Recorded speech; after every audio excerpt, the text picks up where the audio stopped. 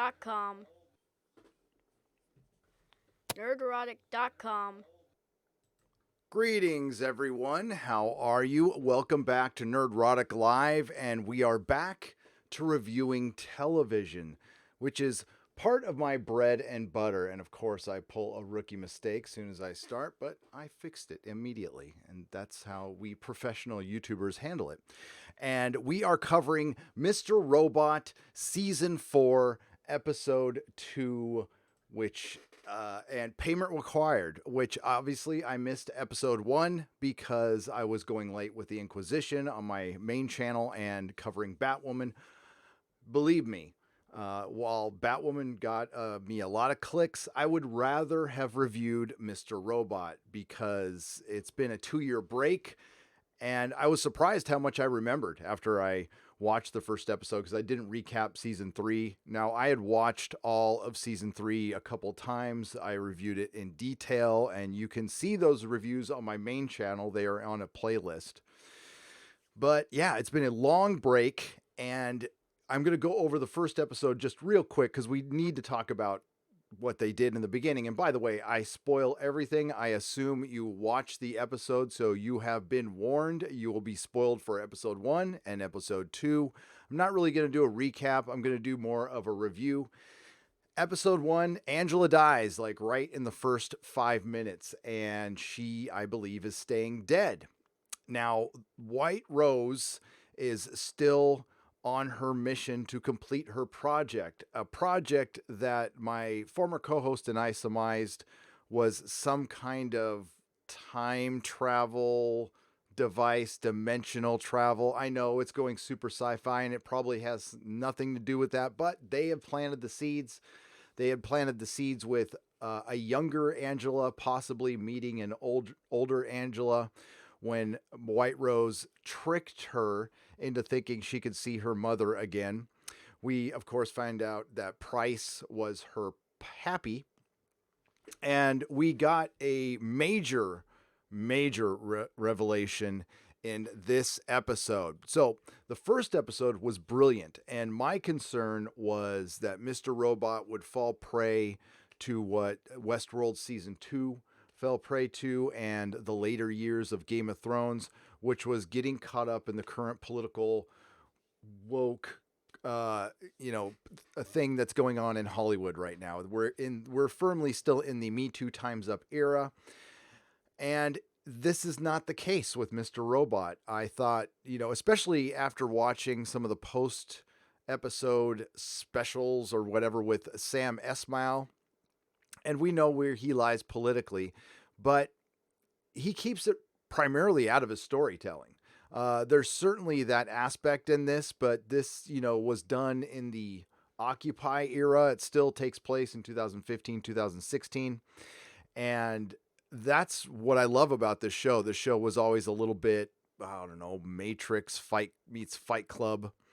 And it's always had that weird element stylistically. It's one of the best shows on television. I'm a huge fan of Christian Slater, and I'm happy, to see him back. And it really sucked that they took a 2-year break due to Rami Malek's well-deserved success.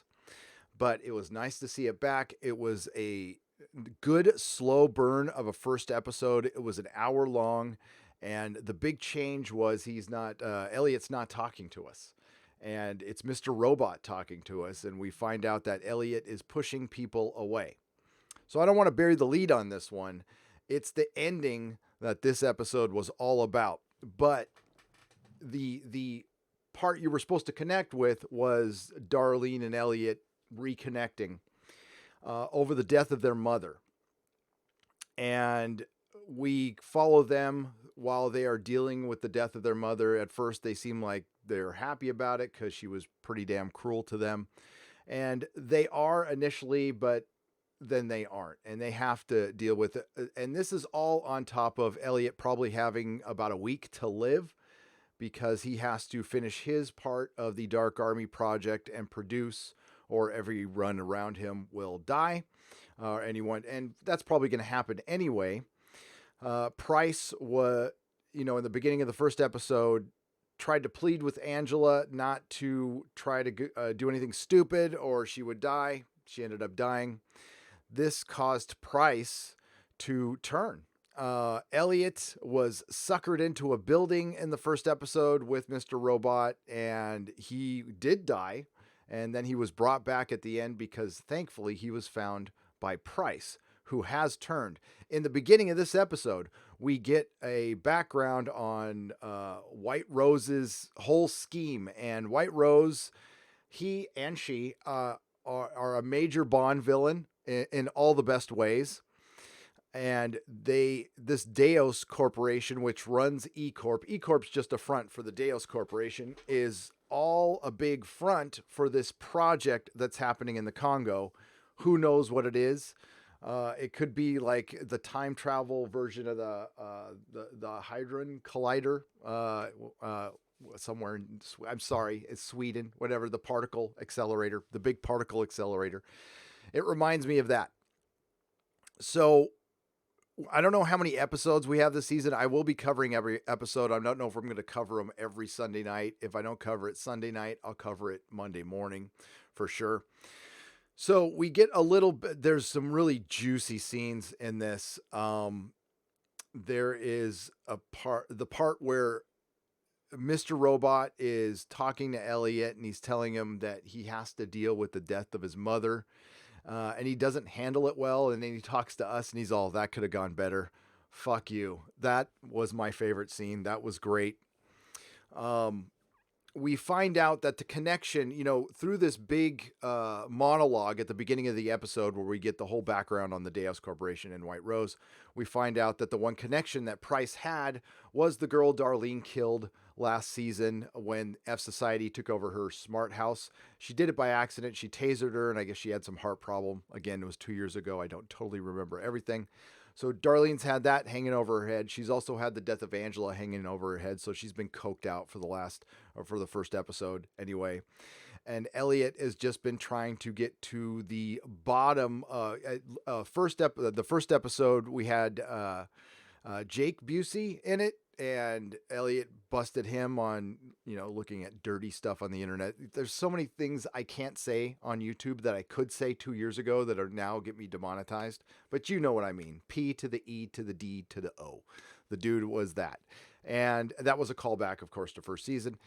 He ends up killing himself, but he gives Elliott a fake name, and that's how he got caught in the building.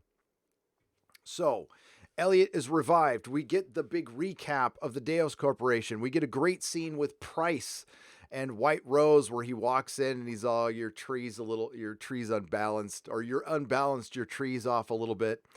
And then Price, who has turned, and was given an opportunity by Elliott to make things right because his life is pretty much forfeit anyway.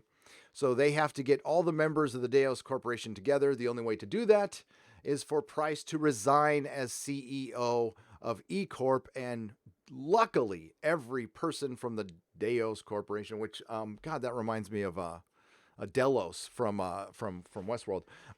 They all have to be together in person to get a new CEO together. So that is gathering the group for the big final boss battle.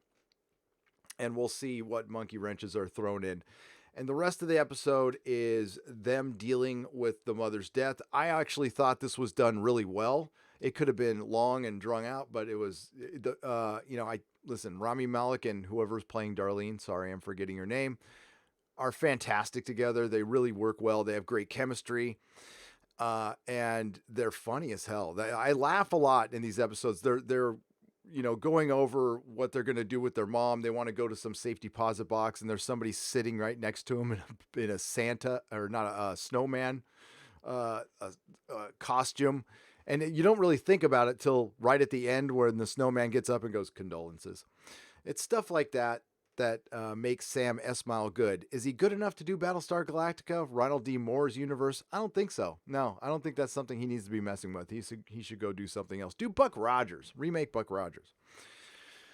But we also get a little Dom scene. Now, poor Dom is a member of the Dark Army, reluctantly. Santiago, her boss, who was crooked, got axed to death right in front of her. And now she was putting off doing what she needed to do for the Dark Army, which was basically wrap a partial truth and say that Santiago was a double agent, but he was a double agent for the Trujillo gang or whatever. And she did that, but she wasn't 100% convincing to the Horton, who was questioning her. She said she was 99.9% sure to the creepy, large taxidermist woman who offered to cut her mom from mouth to you know what. So she called in, said she felt pretty good about what she did for the Dark Army, and she's 99.9% sure she convinced Horton. So Horton was thrown off a building. He was suicided by the Dark Army, and they sent a little text going, hey, we're behind you, kid, but next time let's shoot for 100%, okay? And she's freaking out over that and having a hard time concentrating on her job. But Dom, who I thought, initially when I saw Dom in season 3, I thought she'd be annoying, but I actually like Dom. Good character. Good characters all around. Great episode all around, but we're going to get to the meat of the episode, which was the end. So after Darlene confesses to killing the woman who was the last connection Price had to the Delos group by accident, Darlene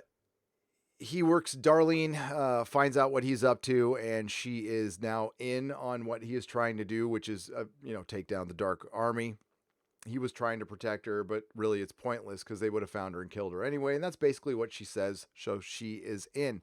She leaves the funeral home where he is left alone because we find out that Vera, was that his name? The old drug dealer from season 1.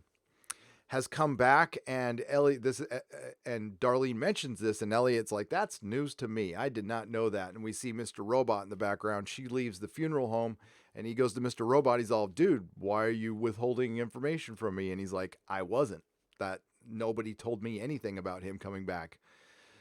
It had to be somebody else. And he's all, what? What's somebody else? Who's somebody else? And that's our revelation. At the very end, we see a vision of Elliott's mom in the corporate boardroom that we saw Elliott drawn into in season 1, where he met Tyrell for the first time.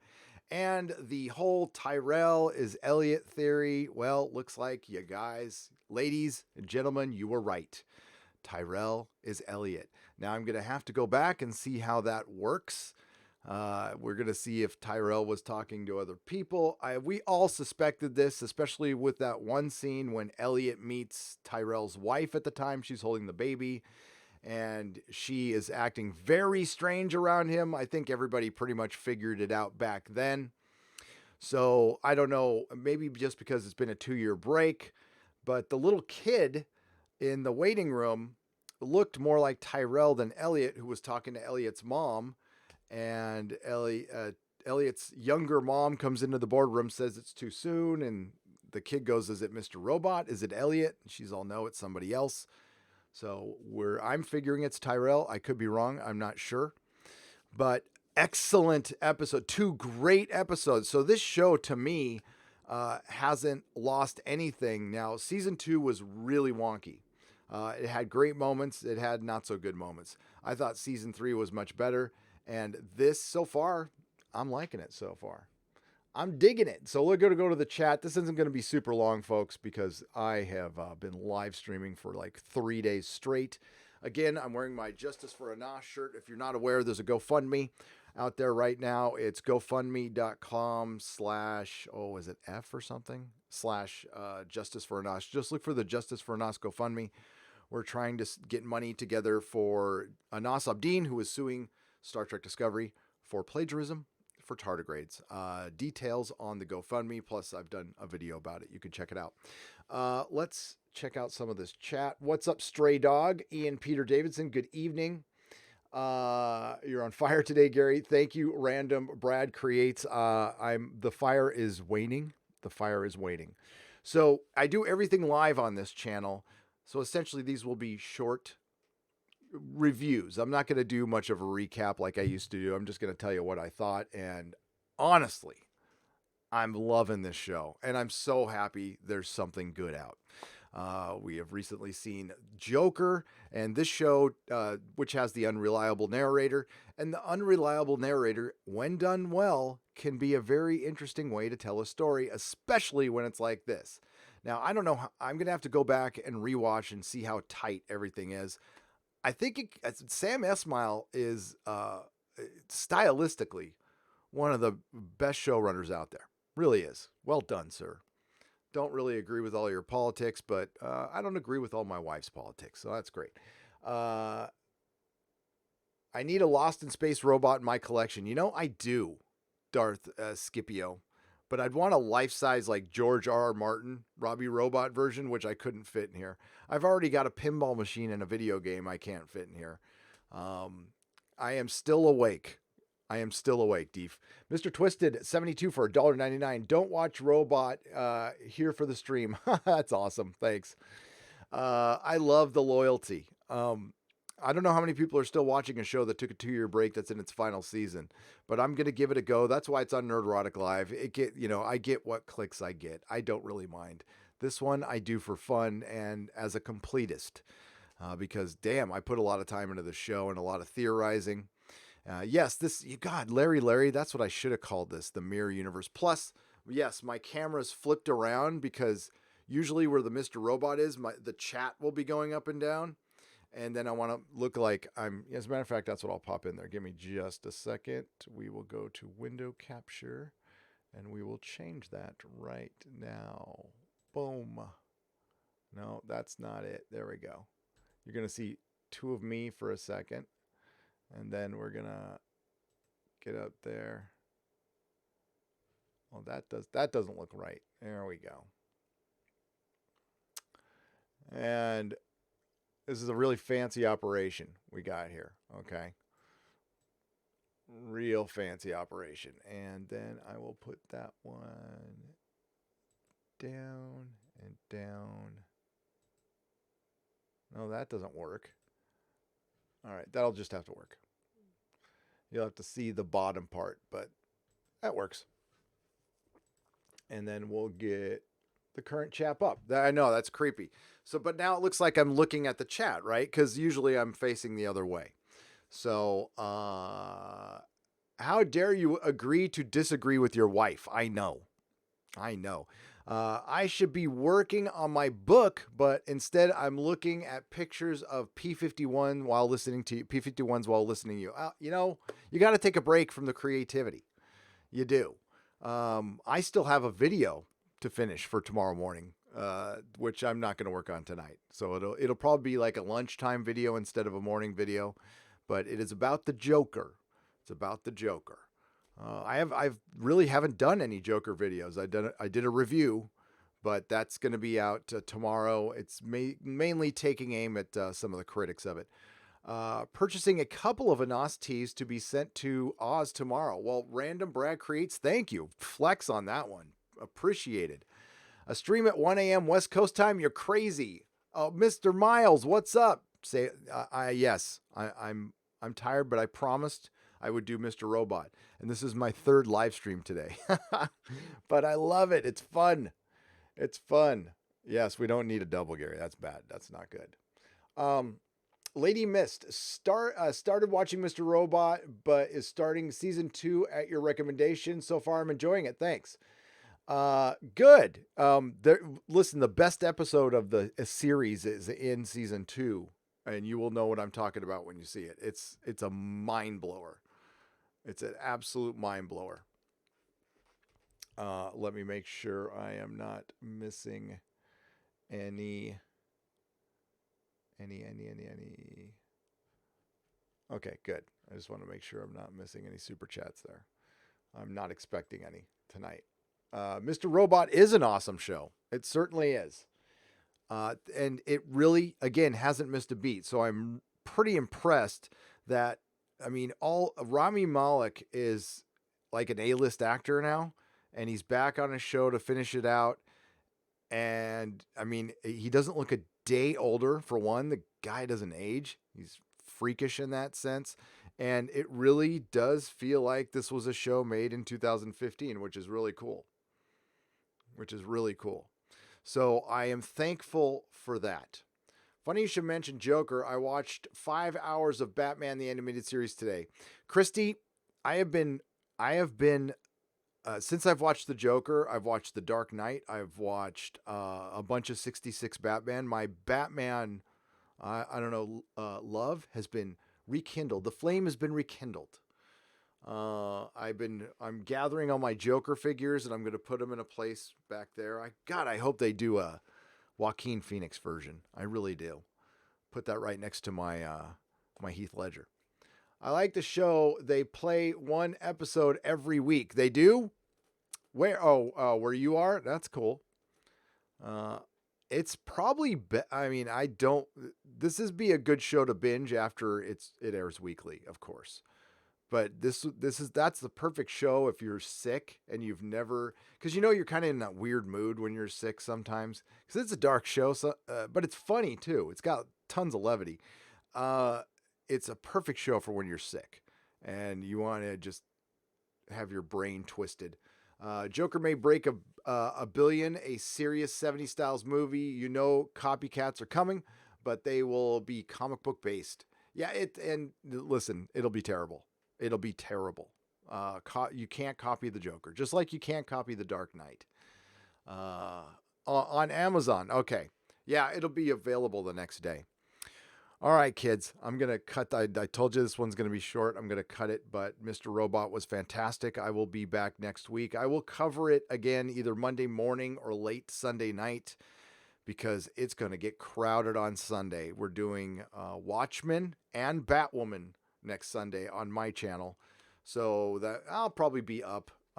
It just, it really cut into my actually making videos time, which I need to do to keep the channel going. So North American Hamrammer, extremely disappointed. What are you disappointed in? Nerdrotic, not once did any of your tubers in regards to the Joker mention Requiem for a Dream, the mother's story. It reminded me of the hybrid reality immediately. Was great. I didn't think about that. I try to block that movie out of my mind, man. That movie, oof. The guy with who lost an arm ended up the best off in that film. Disabled llama for Australian $5. That's a good point. Subverted expectations, but at least this one is a nice subversion, not like the other one a few months ago, although it's a fake currency. It is. Good night, everybody. Goddamn, Mr. Robot's good. And Joker's good too. So well done, Sam Esmail. And yeah, that was Leto. That's right. Leto's character was because we used to play that game. It's like, who came out the best in Requiem for a Dream? Well, the guy who lost his arm. That's the guy who came out the best. Right. So we're there. We will find out what happens to Elliott. Will he and Tyrell and Mr. Robot all get together? Will we find out Tyrell was the real person all along and Elliott was part of a dream? And who knows? Is there a time machine? Is White Rose two different people? I don't know, but I know BD Wong is a homeboy and he's badass. So well done, BD Wong. I'm rooting for you. I'm telling you, Emmy this year. Emmy. Not that I care about those things, but Emmy for BD Wong from the 415. All right, everybody, have a good night. I will see you next here at Nerdrotic Live. Next time we do Mr. Robot will be next week. Next time you see me, tomorrow around lunchtime. And then, the nooner will be definitely late again. But I got to get the video done first. Once the video's done, then I'll do the nooner. Catch you guys later. Thank you.